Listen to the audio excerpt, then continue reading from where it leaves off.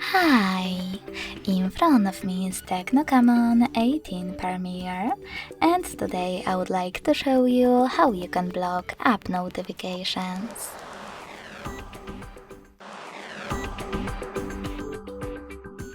Firstly, go into Devices Settings and scroll down to access Notification Center.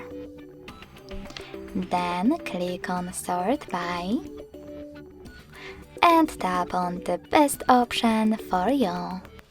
In my case, sort by frequency. When you're ready, you can scroll down and click on the sorter next to one of your apps from which you want to block notifications. In my case, Gmail. You can turn them back on the same way.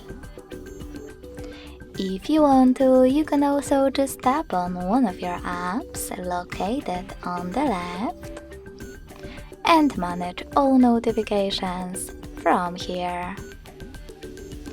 Thanks so much for watching. If you enjoyed this video, don't forget to leave a like, comment and subscribe.